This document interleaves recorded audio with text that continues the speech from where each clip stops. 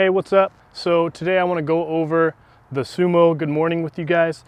It's an exercise we use a ton in the warm-up, but it can also be a standalone or like a main exercise depending on what you're going for in the workout. So the reason we call it Sumo is because you're going to do it in a wide stance. And wide is going to be completely relative to your abilities and also to what you're trying to achieve. So if I'm a little bit more narrow because I'm tight, I'm going to get more hamstring stretch, and then I'm going to get as much adductor stretch as I can handle. But if I am more flexible, I can choose to go wider, and then I'm going to start to stretch more of like a pancake motion or a middle split rather than that strict forward fold that you'll get with the more narrow stance. And so that's kind of the technicalities behind the execution, the stance you use, and why you might choose how wide your stance is.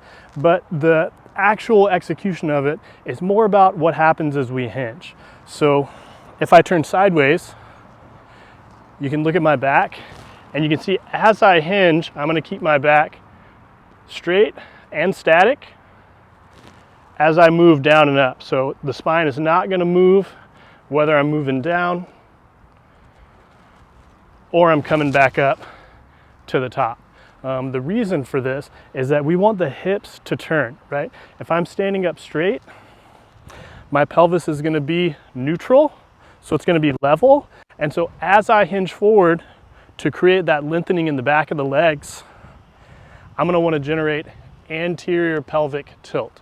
So that's my pelvis coming from position and then turning over to stretch the back of my legs and then come back up.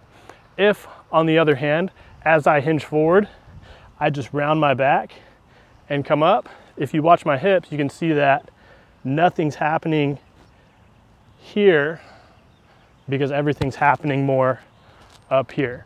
And so as we do this movement with heavier weights or you do it with high repetitions, it can also become an injury risk to be rounding and extending over and over again through that lower back. Kind of like the old adage, lift with your legs, not with your back. And obviously there are movements like the Jefferson curl where we are intentionally going to round, but for this particular movement, we want to make sure that back is straight and we're hinging in the hips.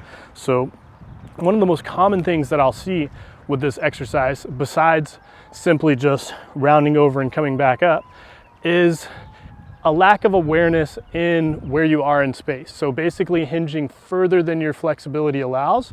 And so this is what that looks like. So hinging, pretty good to start, but then continuing to hinge beyond capabilities, coming back to straight, and then finishing the movement. So it feels like you're keeping the back straight, but then you're just doing too much. And so this is where some of that mysterious back pains, when you feel tight after workouts, you're like, man, I'm really keeping my back straight. I don't know what's happening, why my back is sore, something's going on.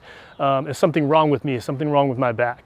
And there's nothing wrong with your back. There's nothing wrong with you as a person, but there is something wrong with your proprioception and awareness. So what you need to do in this situation is to double check yourself by either working in a mirror or by filming yourself where you can watch yourself live in the phone, or just reference each set. So do a set, watch the video, and then next time when you come back, film it again and make adjustments set to set to set to start to understand what your body feels like when you're moving versus what it actually looks like and where it actually is when you're moving, right? So if I feel like I'm like this with a nice straight back, but then I watch the video and I'm like, holy crap, my back is rounded over like Quasimodo in the bell tower, then what I need to do is excessively exaggerate and shorten that range of motion to create a new feeling that then I can associate that new feeling with keeping the back straight and understanding my movement better. So focus on, regardless of how big your range of motion is, keep that back straight, boom, come back up. If your movement is literally that short, that's okay because you're getting it from the legs. And so if you get here, but then you come way down here, it's not actually helping you. It makes you feel like you're doing more, but it's not making movement where you want it to happen. So it's not gonna make you better, right? Better long-term, small range of motion, trust it, come back up. Over time, as flexibility increases, you'll get more flexible, be able to hinge further, and develop that hinge, that hamstring, that adductor flexibility with the wide Sumo Good Morning.